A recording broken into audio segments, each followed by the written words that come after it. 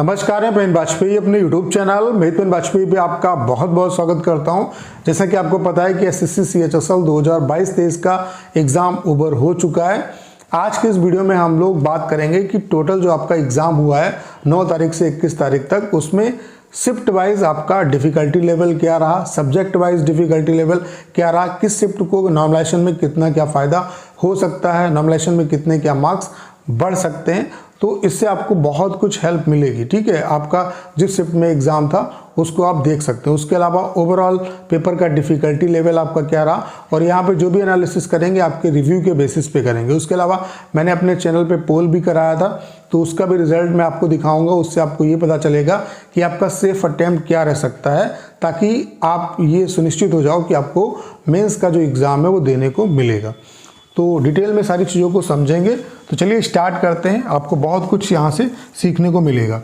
तो 9 मार्च की अगर हम बात करें तो शिफ्ट वाइज टोटल जो डाटा है वो यहाँ पे मैंने बना रखा है, आप लोग देख पा रहे होंगे। Shift 1, shift 2, shift 3, shift 4। ठीक है, तो अगर हम मैथ्स की बात करें शिफ्ट 1 में, तो मैथ्स में एवरेज जो स्टूडेंट ने क्वेश्चन अटैम्प्ट किए वो 22 अटैम्प्ट किए, रीजनिंग में 22, इंग्लिश में 23 और जीके में 15। उसके अलावा शिफ्ट 2 में भी आप देख सकते हैं 21, शिफ्ट 3 में मैथ्स में 22, शिफ्ट 4 में मैथ्स में कितने 22। अगर रीजनिंग की बात करें तो 23, यहाँ पे 22 और यहाँ पे चौथी शिफ्ट में 23 आपके। इंग्लिश की अगर बात करें तो शिफ्ट 2 में 22, शिफ्ट 3 में आपके 21 और शिफ्ट 4 में आपके कितने 22। और अगर जीके की बात करें तो यहाँ पे 16, यहाँ पे 17, यहाँ पे 15। तो यहाँ से आपको ओवरऑल अगर हम एनालिसिस करें तो हम कह सकते हैं कि इसका जो लेवल था वो आपका इजी टू मॉडरेट था, यानी कि आप इजीली इतने क्वेश्चन जो है वो बना पा रहे थे। इसका भी लेवल इक्वली था। ठीक है, यहाँ पर भी इंग्लिश भी इस तरीके की आई कि अगर आपने पढ़ा है तो 20 क्वेश्चन आप 20 से 21 क्वेश्चन आप नॉर्मली कर रहे हो, आप लोग एवरेज अटेम्प्ट देख पा रहे होंगे। अगर सबसे ज़्यादा जो आपका टफ रहा वो आपका जीके जीएस रहा, और जो कि हमेशा आपका रहता है। अगर एसएससी की बात करें तो एसएससी का जीके जीएस आपका टफ रहता है। बाकी ओवरऑल जो सेक्शन है मैथ, रीजनिंग, इंग्लिश, ये आपके सिंपल हैं, इजी टू मॉडरेट है।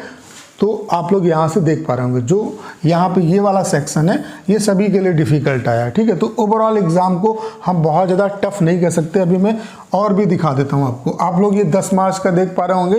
देखो यहाँ पे अगर हम 9 मार्च की बात करें तो यहाँ पे 22, 21, 22 अटैम्प्ट हैं आपके। और अगर 10 मार्च की बात करें तो 20, 21, 23, 22, यानी कि यहाँ पे थोड़ा सा लेवल थोड़ा सा इसका और बढ़ा है मैथ्स का। ठीक है, ऐसे ही रीजनिंग का भी आप लोग देख पा रहे होंगे, ये 10 मार्च का एवरेज अटैम्प्ट है। इंग्लिश का आप लोग देख पा रहे होंगे और जीके जीएस का देख पा रहे होंगे। ठीक है, तो ये है आपका। तो ओवरऑल आपको लग रहा होगा कि अगर आपने ठीक ठाक पढ़ा है। देखो 9 मार्च से थोड़ा सा पेपर का लेवल यहाँ पे बढ़ा, और ये आपका एवरेज अटेम्प्ट है सेक्शन वाइज और शिफ्ट वाइज भी। ठीक है, उसके अलावा आप लोग 11 मार्च का 13 मार्च का देख पा रहे होंगे। 11 मार्च को एग्ज़ाम नहीं था, 12 मार्च को एग्ज़ाम नहीं था।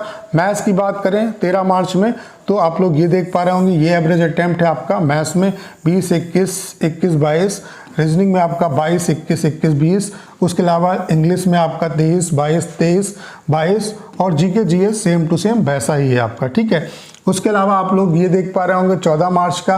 तो यहाँ पे अगर हम इससे कंपेयर करें पीछे वाले पेपर से तो आपको लग रहा होगा कि यहाँ पे थोड़ा सा पेपर जो है मैथ्स का जो सेक्शन है वो इजी आपको देखने को मिल रहा होगा, क्योंकि यहाँ पे एवरेज अटेम्प्ट 23, 21, 24, 22, 24 तक चला गया। ठीक है, ऐसे आप रीजनिंग में देख पा रहे होंगे 22, 21, 22 और 20, यानी कि थोड़ा सा डिफिकल्टी लेवल इसका बढ़ा।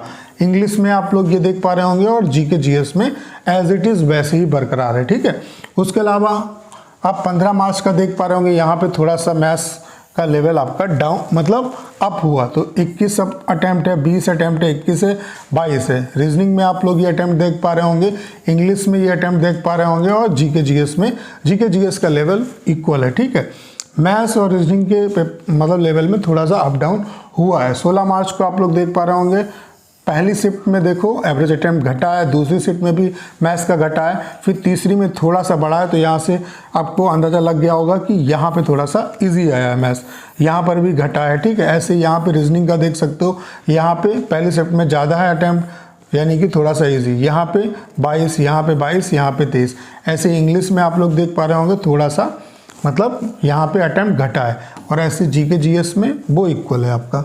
ठीक है, आप लोग 17 मार्च का देख पा रहे होंगे, 22, 21, 22। रीजनिंग का आप लोग देख पा रहे होंगे 21, 22, 23, 21, ठीक है। इंग्लिश का देख पा रहे होंगे ये, और जीके जीएस का एज इट इज़ वैसे ही बना हुआ है, ठीक है। आप लोग 20 मार्च का देख पा रहे होंगे, 20 मार्च में मैथ्स ठीक ठाक है। यहाँ पे देखो एवरेज अटेम्प्ट कम हुए, यहाँ कम हुए, यहाँ पे थोड़ा सा बढ़ा है। ऐसे इंग्लिश जी रीजनिंग में आप देख पा रहे होंगे यहाँ पे घटे हैं और यहाँ पे घटे, यहाँ पे थोड़ा बढ़ा है, तो इसको फ़ायदा होगा और यहाँ पे उतना ज़्यादा फ़ायदा नहीं होगा। ऐसे यहाँ पे जीके इंग्लिश का देख पा रहे होंगे ये बढ़ा है, बाकी इसको आप देख पा रहे होंगे ये आपका जीके जीएस का स्टैंडर्ड थोड़ा सा घटा है, ठीक है। उसके अलावा 21 मार्च की अगर बात करें तो यहाँ पे आप लोग देख पा रहे होंगे 22, 22, 21, 21, ठीक है। यहाँ पे इजी है आपका 23, 23, 23, इसमें घट गया है, तो यहाँ पे ज़्यादा जाहिर सी बात है आपको फ़ायदा मिलेगा। इंग्लिश की बात करें तो इंग्लिश ऐसा सुनने में आया कि 21 मार्च को थोड़ा सा पेपर जो है वोकैब कुछ नहीं पूछी गई थी, तो इसका आपको फ़ायदा मिलेगा, ठीक है। बाकी जीके जीएस भी आप लोग देख पा रहे होंगे, जीके जीएस में सेम पैटर्न रखा गया। तो ओवरऑल अगर हम एग्ज़ाम की बात करें तो ओवरऑल एग्ज़ाम जो है बहुत ज़्यादा टफ नहीं है, एग्ज़ाम इजी टू मॉडरेट आपका आया है, इजी टू मॉडरेट आया है। मैथ्स, रीजनिंग और इंग्लिश इसके लेवल को मेंटेन रखा गया, थोड़ा बहुत अप डाउन होगा और नॉर्मलाइजेशन भी होगा। अभी क्या है जो आपने रिव्यू दिए हैं उसके बेसिस पे ये हम एनालिसिस कर रहे हैं, बाकी कितना क्या एग्जैक्ट बढ़ सकता है वो तो जब आंसर की आपकी आ जाएगी तो उसके हिसाब से एवरेज अटेम्प्ट देख के हम बता पाएंगे कि कितना क्या एक्चुअल में फ़ायदा होगा। बाकी यहाँ से आपको ये पता चल गया होगा कि एवरेज अटेम्प्ट कितना है और बहुत ज़्यादा डिफरेंस आपको देखने को नहीं मिल रहा है। ऐसा आपने 2022 का जो सीजीएल का एग्ज़ाम हुआ आपने उसमें भी देखा कि एसएससी ने लेवल को मेंटेन रखने का प्रयास किया, मेंस में भी ऐसा है, तो लेवल मेंटेन रहा है, ठीक है। तो इससे बहुत ज़्यादा आपका डिफरेंस जो है नॉर्मलाइजेशन की वजह से नहीं आएगा। ऐसा नहीं होगा कि 50-50 मार्क्स का डिफरेंस हो, मैक्सिमम से मैक्सिमम 11 से 15-20 नंबर का डिफरेंस आपका देखने को मिल सकता है, 10 से 11 नंबर का डिफरेंस आपको देखने को मिलेगा, ठीक है। तो ओवरऑल जो एग्ज़ाम है वो भी बहुत ज़्यादा डिफिकल्ट नहीं है, इजी टू मॉडरेट आपका कह सकते हैं, ठीक है। आपकी वैकेंसी कितनी है? 4500 है, ठीक है।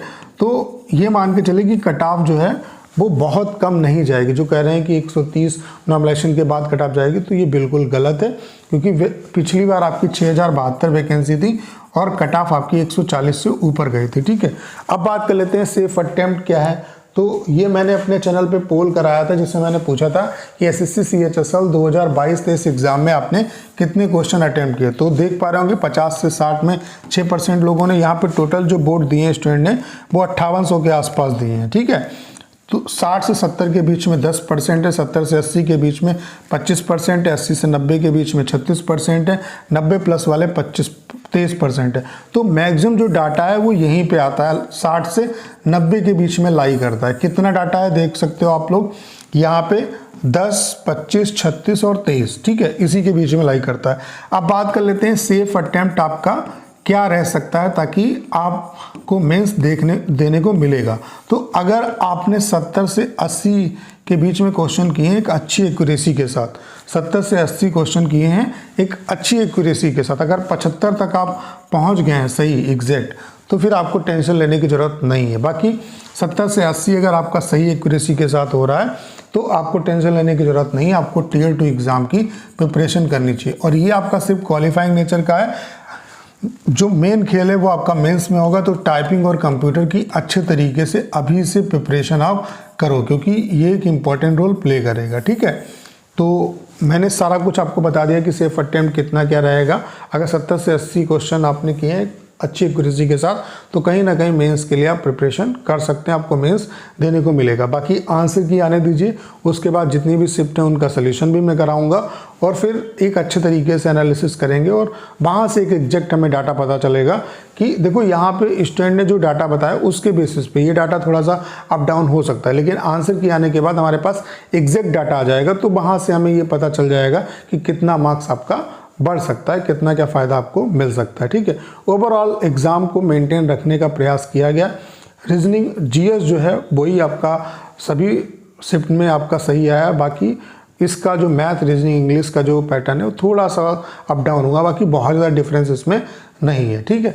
तो उम्मीद करता हूँ कि सारी जानकारी आप अच्छे तरीके से समझ पाए होंगे। आपको करना क्या है, इस वीडियो को ज़्यादा शेयर करना है। उसके अलावा अगर आप चैनल पर नए हैं और आपने अभी तक इसे सब्सक्राइब नहीं किया है तो प्लीज़ चैनल को सब्सक्राइब करना मत भूलिएगा।